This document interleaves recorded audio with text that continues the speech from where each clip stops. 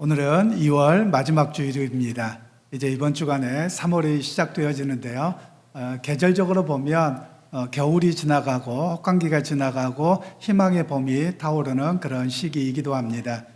제가 아이들이 와서 지난 주간에 저쪽 남역을 잠깐 내려갔더니 거기는 정말 새파랗더라고요. 또 꽃도 조금씩 피고 있더라고요. 그래서 아마 우리 대전 지역도 이번 주간 되면 꽃도 피고 이렇게 희망이 솟아오르는 그런 시간이 되지 않을까 이런 생각이 좀 들었습니다. 여러분, 오늘 우리가 이 봄을 맞이하면서 이렇게 축복하시면 좋겠습니다.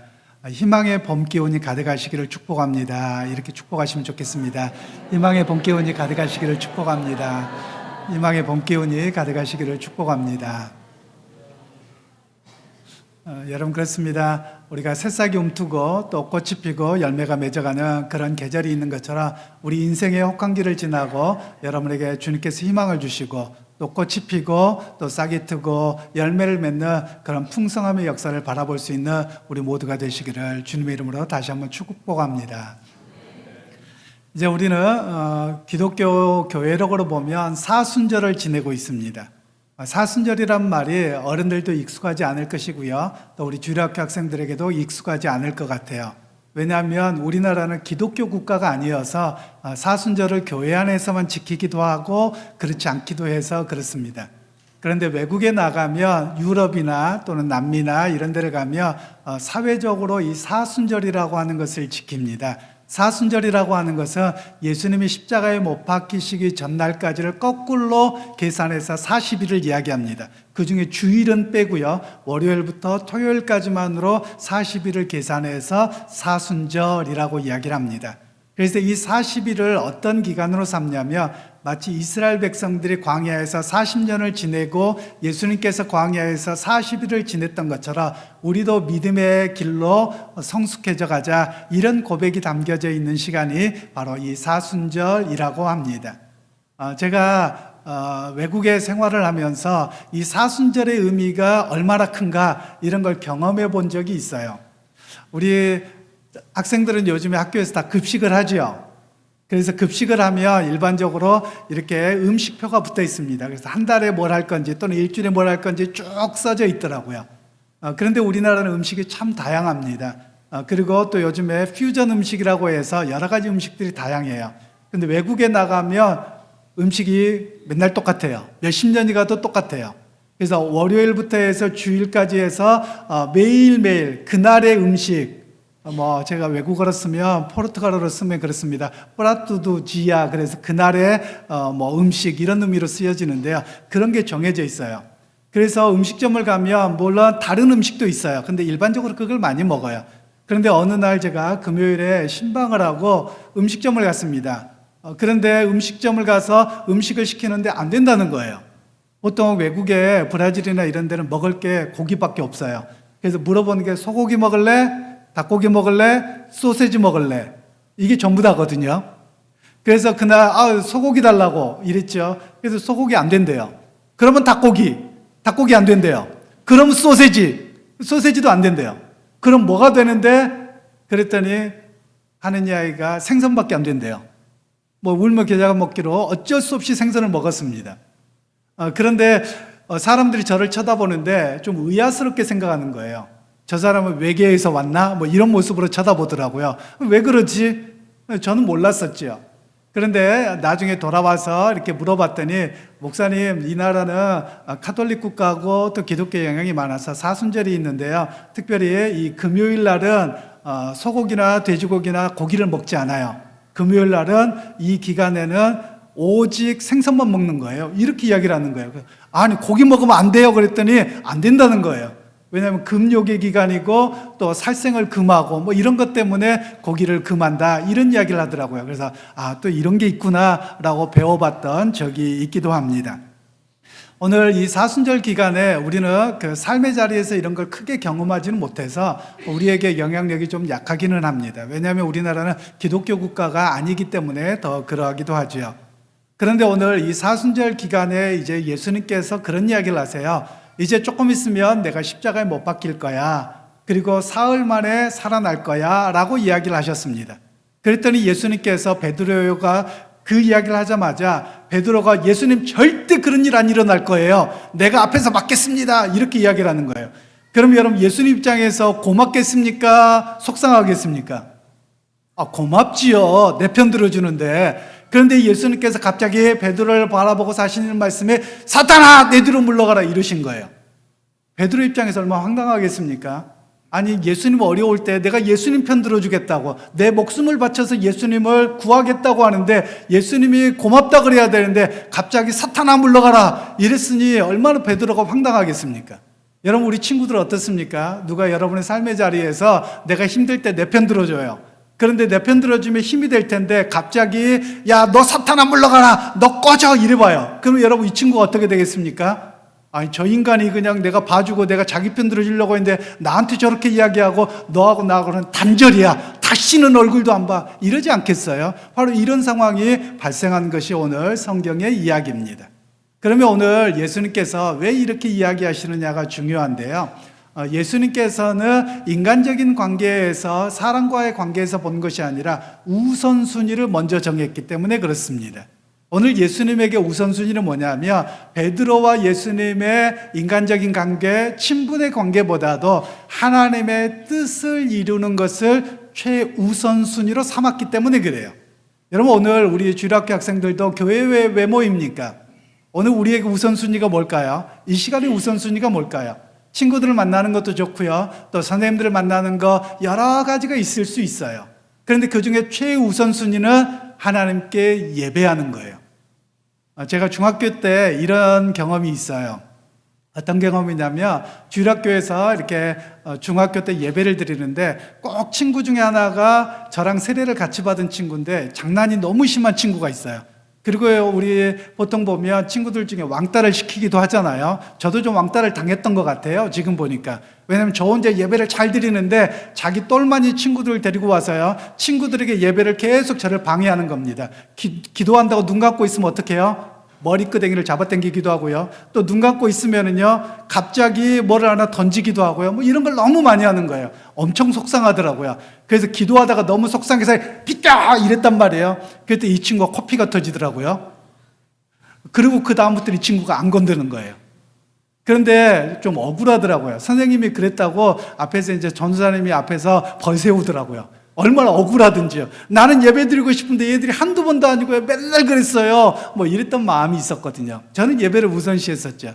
그런데 맨날 그 사조했던 그 친구가 작년에 세상을 떠났어요. 좀 안타깝기는 하죠. 그러면서 저에게 드는 생각이 그거였습니다. 우리가 항상 어떤 자리에 서거나 예배를 우선시하는 삶, 또 내 삶에서 우선순위를 정해놓고 그걸 최우선으로 하는 삶이 되어야 함을 오늘 성경은 이야기를 합니다. 그러면서 또 예수님께서 이런 이야기를 해요. 자기를 부인하고 자기 십자가를 지고 나를 따르라 라고 말씀하세요. 이 말이 조금 어려울 수 있는데 우리 친구들에게도 자기 약점이 있기 마련이에요. 장애가 있을 수도 있고요. 또 때로는 다른 사람보다 공부를 조금 못할 수도 있어요. 또 때로는 어떤 게 부족할 수도 있어요. 그러면 사람들이 그것을 커버하려고 무척 노력해요. 그리고 그것이 없애게 해달라고만 우리가 하는 것 같아요.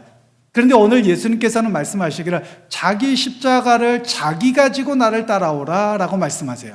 그 말은 무슨 말이냐면 우리가 없는 것, 내가 지금 힘든 것 이런 것들을 어떻게든지 모른 척하려고 하지 말고 내가 비록 이것에 약점이 있다 할지라도 이것을 잘 감당하게 해 주십시오 라고 고백하고 따르도록 그렇게 말씀하고 계시는 거예요.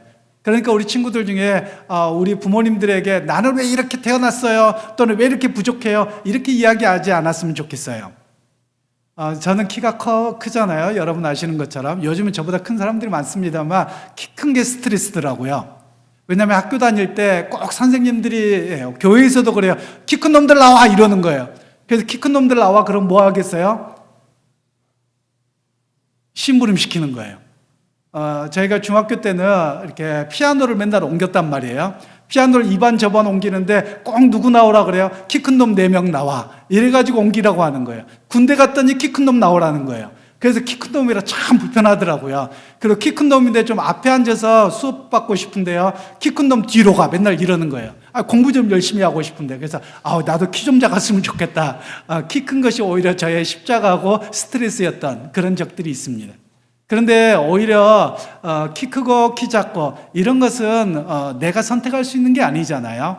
그냥 그것을 잘 감당하면 되는 거예요. 우리 친구들도 내가 부모님 밑에서 태어난 것, 또 지금의 환경, 이건 주어진 거예요. 그러니까 이것을 내가 힘들고 고달프고 아픔으로 생각하지 말고 하나님 이것을 내가 오히려 장점으로 잘 사용하고 그것을 잘 감당하게 해 주십시오. 이런 기도함으로 나가는 그런 우리 주일학교 학생들이 되시기를 주님의 이름으로 축복합니다. 이제 우리 어른들에게 잠깐 말씀을 더 세밀하게 전하겠는데요. 먼저 첫 번째로 우리의 모습은 어떤 것이냐, 인간적인 관계를 먼저 생각하는 것이 우리의 모습이다라는 것을 성경은 이야기를 하고 있습니다. 31절로 33절 말씀을 다시 한번 합독하도록 하겠습니다. 인자가 많은 고난을 받고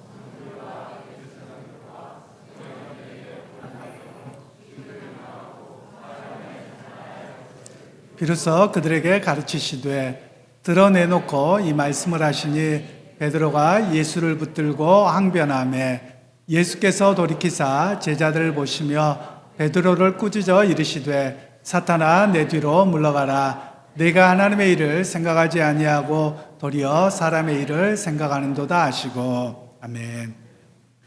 예수님께서 많은 고난을 받고 사흘 만에 죽으셨다가 사흘 만에 살아날 것을 말씀하셨습니다. 그런데 제자들은 자기의 생각이 앞서 있어서 말을 끝까지 안 듣는 거예요. 여러분 우리 주변에 보통 그러지 않습니까? 저도 아마 그런 실수를 할 것 같은데요. 사람의 말을 끝까지 들어야 되는데 끝나기 전에 그냥 먼저 움직이는 거예요. 오늘 베드로가 그랬다는 거예요. 예수님께서 사흘 만에 살아나리라 이 말씀까지 들었어야 돼요. 근데 이 말씀이 안 들린 거예요. 그러니까 주님 내가 앞에 나가서 막을게요. 이렇게 이야기를 한 것이죠. 그러면서 예수님께서 사탄아 내 뒤로 물러가라 라고 하실 때 오늘 성경에 보면 베드로가 어떻게 이야기를 하고 있냐면 32절에 베드로가 예수를 붙들고 항변하매 라고 되어져 있죠. 이 항변하다는 말은 어떻게 되어 있냐면 영어로 러브뷰크라고 해서 꾸짖다, 비난하다는 뜻이에요. 그러니까 예수님 그럴 수가 있어요? 내가 예수님을 위해서 모든 가족을 다 버리고 예수님을 위해서 따라왔는데 갑자기 죽는다고요? 우리를 배신한다고요? 우리를 버린다고요? 당신이 그럴 수 있어요? 라고 이렇게 대들었다라는 단어가 이 항변하다는 단어입니다. 여러분 마치 우리의 이야기로 하면 이럴 수 있습니다. 교회 이야기로 하자면 이렇게 쉽게 이야기할 수 있을 것 같아요. 제가 목회자입니다. 그래서 어떤 일을 합시다라고 해요. 그래서 잘 준비가 다 됐어요. 근데 제가 마지막에 그거 하면 안 되겠어요. 만약 이랬다고 하십시다. 그러면 어떨 것 같아요? 아니 목사님 그럴 수가 있어요. 목사님이 하자 그래가지고 모든 거 다 준비해놓고 세팅해놓고 스탠바이 돼서 이제 가기만 하면 되는데 갑자기 안 한다고요? 세상에 목사 그럴 줄 몰랐는데 뒤가 무르구만. 이것과 똑같은 거예요. 지금 예수님에게 이렇게 베드로가 이야기하고 있었다라는 것입니다. 그런데 예수님께서 뭐라고 이야기를 하시냐면 너는 사람의 일만 생각하고 하나님의 일을 생각하지 아니한도다 라고 말씀하는 겁니다. 즉 베드로는 예수님과의 친분의 관계 또 자기가 이루고자 하는 다윗의 나라, 회복된 나라에 대한 꿈을 가지고 있었거든요. 예수님을 통해서 이루고자 했던 거예요. 그런데 예수님께서는 그런 관점에서 이야기하지 않고 내가 와서 하나님의 뜻을 이루어야 된다는 거예요. 그러니까 하나님의 뜻을 이루면 자기의 희생이 있어야 됨을 이야기하고 계셨던 것이거든요. 그러니까 예수님의 관점은 철저하게 하나님의 관점에서 당신의 일을 행하셨고 또 제자들에게 그렇게 변하기를 원하셨던 모습이 오늘 우리의 말씀이다라고 이야기를 하는 겁니다. 그래서 오늘 우리 교회 안에서도 마찬가지입니다. 사람들마다 각자 다른데요. 어떤 사람들은 전도회가 됐든 구역이 되었든 주일학교가 됐든 어떤 위원회가 됐든 다 마찬가지입니다. 결정을 할 수 있어요. 그런데 대부분의 사람은 한 번 결정하면 어떻게 해요? 무조건 가야 된다고 생각을 합니다. 그런데 조금 더 생각해 보면 이것이 하나님이 기뻐하시는 일인가? 하나님의 일인가? 아니면 내가 좋아서 무조건 해야 되는가? 이것을 점검하고서 우리가 하나님의 일을 위해서 헌신해야 됨을 오늘 성경은 말씀하고 계시는 겁니다. 그리고 이제 두 번째로 예수님은 하나님의 일을 감당할 때 어떤 자세로 접근해야 되는가? 이런 이야기를 하고 계시는데요. 34절로 37절 말씀을 다시 한번 합독하겠습니다. 무리와 제자들을 불러 이르시되 누구든지 나를 따라오려거든 자기를 부인하고 자기 십자가를 지고 나를 따를 것이니라. 사람이 만일 온 천하를 얻고도 자기 목숨을 잃으면 무엇이 유익하리요? 사람이 무엇을 주고 자기의 목숨과 바꾸겠느냐. 아멘. 예수님께서 제자들에게 말씀하시죠. 너희가 나를 따라오려거든, 예수님의 제자로 살려거든 나를 따라오라 라고 말씀합니다. 그러면서 나를 따를 때 그냥 오는 것이 아니라 두 가지를 말씀하세요. 하나는 자기 부인과 자기 십자가를 지라고 말씀합니다. 우리는 보통 자기 부인이 잘 되지 않아요. 사람이 나를 인정해주면 열심히 하는데 나를 누군가가 모른 척하면 그렇게 하지 않습니다. 저의 경우에도 그런 것 같아요. 저 나름대로는 상당히 제가 겸손하다고 생각하고 삽니다. 아멘을 안 하시네요. 제가 별로 그러지 않는가 봅니다. 제가 외국에서 사역을 하면서 교회 목회도 했었고요. 또 노회장도 하고 또 기독교연합회장도 했습니다. 기독교연합회장은 우리가 생각하는 것보다 훨씬 더 커요. 그 지역에서 어떤 일들을 할 때 꼭 저에게도 문의하고 하는 그런 지역에서 굉장히 중요한 역할들을 감당하거든요. 그런데 제가 키가 크잖아요. 아까 말씀드렸잖아요. 그러니까 사진 찍을 때마다 저는 항상 어디로 가겠습니까? 뒤에 제일 끝에 양쪽으로 가는 거예요. 그래 사진이 잘 어울리거든요. 그런데 제가 회장이 됐단 말이에요. 보통 회장이 어디에 앉습니까? 가운데 의자에 앉아야 되잖아요. 그런데 항상 제가 뒤에 이렇게 뒤에 서 있는 버릇이 있다 보니까 저도 모르게 그리 갔죠. 그리고 또 당연히 회장이니까 가운데 앉히겠지 그랬더니 가운데 안 앉히더라고요. 그러니까 나중에 뭐가 들어요? 내가 그래도 회장인데, 이런 속상한 마음이 들더라고요. 그러면서 제가 깨달았던 게 뭐냐면, 내가 그냥 회장이 어떤 자리에서 인정받는 자리가 아니라 항상 섬기는 자리라고 생각을 했거든요. 섬기는 일이었으면 내가 그것까지 섬기면 되는데 나도 모르게 내가 살아가지고 나를 중요한 자리에 안 앉힌다고 삐져있는 제 모습을 발견했습니다. 바로 제자들도 그렇고 우리도 그러기 쉽다는 거예요. 그러니까 오늘 끊임없이 우리가 노력해야 될 일들은 뭐냐면 나를 부인하는 일입니다. 나를 알아주지 않더라도 내가 주님 앞에 헌신하고 섬겼으면 그것으로 만족하고 감사함으로 나가는 것이 바로 제자의 길임을 우리에게 말씀하고 계시는 겁니다. 그러면서 오늘 또한 우리에게 생각하게 하는 것은 예수님이라면 어떻게 하실까를 좀 생각해 보라는 거예요. 우리는 나를 주장하다 보니 나를 안 알아주면 속상하는 거예요.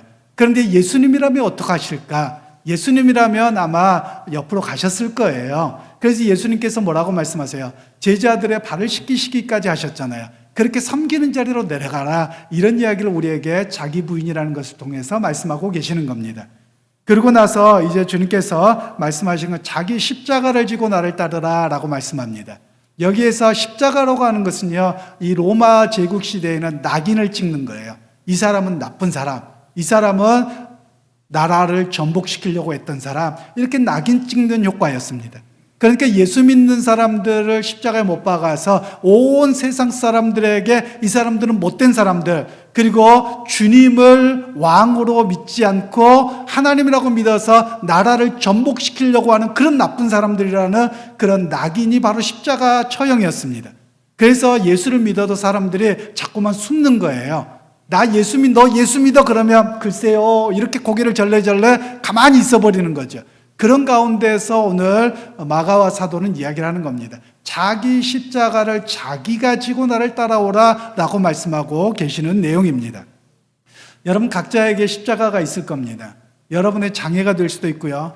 또는 여러분의 가족 중에서 믿지 않는 형제 자매나 또는 배우자가 여러분의 십자가일 수도 있습니다. 또 때로는 자녀가 십자가일 수도 있고요. 또 때로는 여러분이 지금 힘들고 어려운 경제적 상황이 십자가일 수도 있습니다. 또 때로는 여러분이 잘 고쳐지지 않는 여러분의 성품과 모습이 여러분의 십자가일 수도 있습니다. 우리는 보통 이런 기도를 많이 합니다. 문제가 생기면 주님 이 십자가 비껴나가게 해주십시오, 이렇게 기도해요.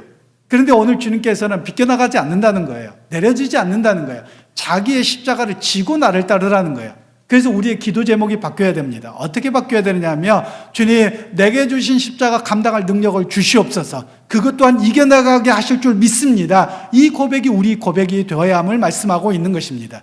이 로마 시대 때의 십자가는 낙인을 찍는 거였거든요. 낙인을 찍는다는 말은 삶의 자리에서 배척을 당하는 겁니다. 그냥 놀림 정도가 아니에요. 삶의 터전을 잃어버리는 상황이거든요. 그럼에도 불구하고 너희가 그것을 감당하고 나를 좇으라 라고 말씀하고 계셨던 겁니다.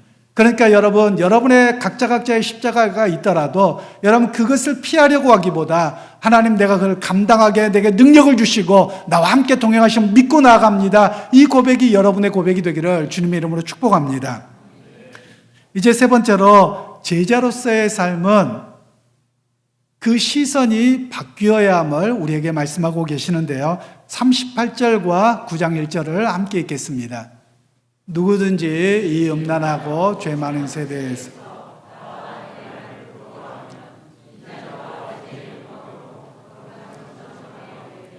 그 사람을 부끄러워하리라. 또 그들에게 이르시되 내가 진실로 너희에게 이르노니 여기 서 있는 사람 중에는 죽기 전에 하나님의 나라가 권능으로 임하는 것을 볼 자들도 있느니라 하시니라. 아멘. 오늘 우리가 자기인식에 대한 이해를 좀 잘 할 필요가 있습니다. 특별히 우리 한국 사회는 자기인식을 상대방과 비교를 통해서 자기인식을 하려고 하는 것 같아요. 그냥 자기 자체 그대로 존중을 받아야 되는데 우리 한국 사회에서는 너무나도 내 나이에 저 사람은 이런데, 또는 아이들 학교를 가더라도 너네 집 몇 평 살아, 너네 집 차가 뭐야, 이렇게 하면서 자기를 인식하려고 하는 것이 너무나도 큰 것 같습니다. 그런데 오늘 성경은 우리에게 그런 길을 따라가지 말도록 우리에게 말씀을 하고 있습니다.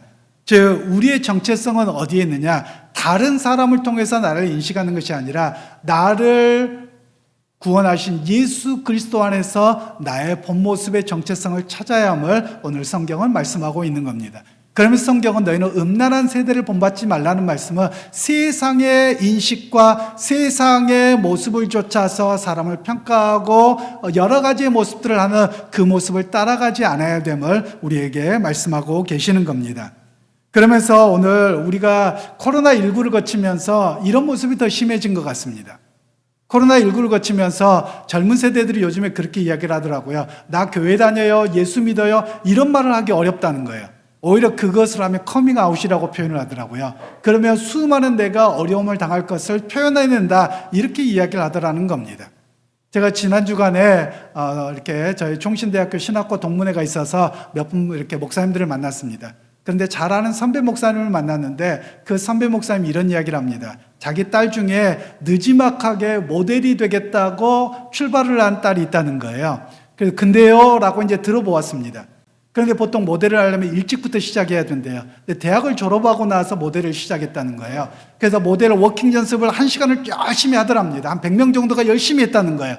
그리고 잠깐 쉬세요 그랬더니 전부 다 98명이 바깥으로 나가더랍니다. 딱 2명이 앉아있더라는 거죠. 그래서 니들 왜 안 나가? 그랬더니 저 예수 믿어요 그랬다는 거예요. 그랬더니 옆에 친구도 저도 예수 믿어요. 그리고 맞아요 뭐 이랬다는 거예요. 왜 안 나가냐라고 했더니 다 나가서 뭐 하는 줄 아세요? 이거라는 거예요. 여자든 남자든 다 상관이 없다는 거예요. 모델 업계에서는 담배 피우도록 한답니다.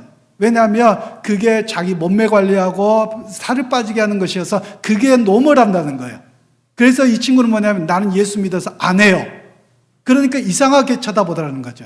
그러면서 모두가 생각하기를 뭐냐면 넌 이제 모델 끝났다, 이렇게 생각을 하더라라는 겁니다. 그런데 하나님을 의지하고 나갔더니 그 길을 열어주신 거예요.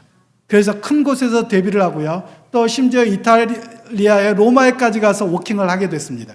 그러면서 좋은 회사에 가서 여러분 장윤주라고 하는 모델 아시죠? 거기하고 계약을 했다는 거예요. 그럼 계약을 하면서 한 가지 종목을 넣었다는 거예요. 뭐냐면 나는 술과 담배 광고에 절대 출연하지 않습니다. 이걸 집어넣은 거예요. 그리고 로마에 가서 워킹하면서도 그 계약 조건에서 내가 워킹합니다 라고 한 거예요. 다들 옆에서 뭐라고 하는 거죠? 뭐라고 하냐면 아니 그냥 안 하면 되지 꼭 그걸 써야 돼? 라고 이야기를 하는 거죠. 너 분명히 이것 때문에 어려움이 있을 거야 라고 이야기를 하더라는 겁니다. 그런데 그 친구가 하는 이야기는 나는 그리스도인이라는 정체성을 분명히 갖고 하나님의 인도하심을 바라보고 삽니다. 혹시라도 이것 때문에 내가 불이익을 당하더라도 나는 내 믿음입니다. 하나님의 백성인 것을 자기 정체성을 갖고 살아갑니다. 이렇게 고백하더라라는 겁니다. 그러고서 제가 좀 여러 이야기를 하는데 보니까 아이돌 그룹 중에서 신학대학교 교수님 딸이 있었어요. 목사님 딸이 있었습니다. 그런데 그 친구도 열심히 하고 유명해요. 그런데 결국 술 광고가 나오더라고요. 너무 충격이었어요. 아마 안 나오려고 무척 애를 썼겠죠. 그런데 그 여자 자매가 뜨다 보니까 계약상에서 안 할 수 없게끔 만드는 그런 구조였던 것이죠. 바로 그런 것을 보면서 나는 그리스도인으로서 분명한 정체성을 지키겠습니다 라고 했다라고 하는 것이죠. 그래서 그 이야기를 듣고 저도 기도가 되더라고요. 하나님, 이런 그리스도인들이 많아지게 하옵소서. 비록 이것 때문에 때로는 사람들에게 별로 인정을 받지 못하더라도 하나님의 인정함을 받고 하나님의 길을 열어주시는 역사가 있기를 원합니다. 저도 이렇게 기도가 되더라고요. 모든 목사님들이 그렇게 함께 기도하게 되더라고요. 하나님은 그 길을 책임져 주실 줄로 믿습니다. 여러분 또한 여러분의 삶에서도 마찬가지입니다. 내가 예수 믿는다는 믿음의 고백을 했을 때 세상으로부터 혹시 불이익이 있습니까? 여러분 괜찮습니다. 그건 하나님 앞에 순교하는 일과 같은 일입니다. 그것이 하나님 앞에 믿음으로 고백하는 일에서 하나님이 여러분의 인생을 책임질 것입니다. 그러게 여러분, 그 믿음을 결코 흔들리지 않는 자리에서는 그런 저와 여러분들이 되기를 간절히 소원합니다. 그래서 여러분, 신앙이라고 하는 것은 교회당의 고백으로 시작합니다. 모여서 시작합니다. 그러나 삶의 자리에서 나 예수 믿습니다, 그 예수 믿는 신앙으로 살아갑니다라고 우리가 고백하고 나가는 모습이 우리의 고백이어야만을 합니다. 그래서 여러분, 우리의 삶의 자리에서 예수님의 길을 좇는 제자들이 되기를 소원합니다. 예수의 길을 좇는 제자가 되어서 우리 주님의 동행하시고 책임지시고 함께 하시는 역사를 바라보고 나갈 수 있는 온 성도님들이 되시기를 주님의 이름으로 축원합니다. 2월달 두 번째 성만찬입니다. 오늘은 사순절의 한가운데서 지내는 성만찬으로 주님과 함께함이라는 식탁의 의미를 갖습니다. 그래서 고린도전서 10장 16절로 17절 말씀은 이렇게 말씀합니다. 우리가 축복하는 바 축복의 자는 그리스도의 피에 참여함이 아니며 우리가 떼는 떡은 그리스도의 몸에 참여함이 아니냐. 떡이 하나요 많은 우리가 한 몸이니 이는 우리가 다 한 떡에 참여함이라. 즉 예수 그리스도의 몸에 참여함이고 주님과 함께 동행함이라는 의미를 바로 오늘 식탁의 의미로 오늘 삼습니다. 그런 의미에서 오늘 이 성만찬이 주님과 함께함을 경험할 수 있는 귀한 식탁이 될 수 있기를 주님의 이름으로 축원합니다. 또한 주님께서 말씀하셨죠. 주님이 내 안에, 내가 주님 안에, 주님과 하나가 되어지는 그런 귀한 식탁의 자리가 될 수 있기를 주님의 이름으로 축복합니다. 이제 장로님들 나오셔서 준비해 주시는 동안 우리 주변 분들에게 이렇게 축복하고 인사하시면 좋겠습니다. 평화 인사를 하시면 좋겠는데요. 주님의 평화가 당신의 것입니다 라고 축복하시면 좋겠습니다. 주님의 평화가 당신의 것입니다. 주님의 평화가 당신의 것입니다. 이제 우리 함께 기도하겠습니다. 거룩하신 주님, 오늘 이 시간에 주님의 하나됨의 식탁으로 우리를 초대해 주심을 감사합니다. 오늘 우리는 주님께서 준비해 주시고 그 의미를 설명해 주셨던 믿음의 고백을 따라 주님과 하나됨의 식사를 하고자 합니다. 주님께서 이 빵과 잔을 구별하시어 성령이 임재하게 하시고 먹고 마심으로 주님과 하나가 되는 신비한 영적 체험이 있게 하옵소서. 거룩하신 주님, 이 시간에 이 빵과 포도주를 하나님 앞에서 구별하였으니 이 빵과 포도주를 거룩하게 하사 주님의 몸과 피가 되게 하사 우리의 참 생명의 양식이 되게 하옵소서. 예수 그리스도 이름으로 기도하옵나이다. 아멘.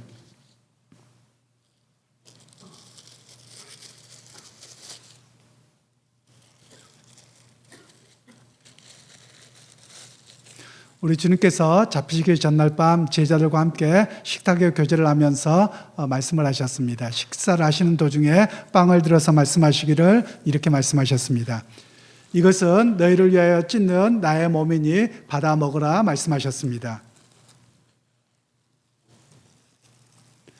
식사를 마치시고 잔을 들어 또한 말씀하셨습니다.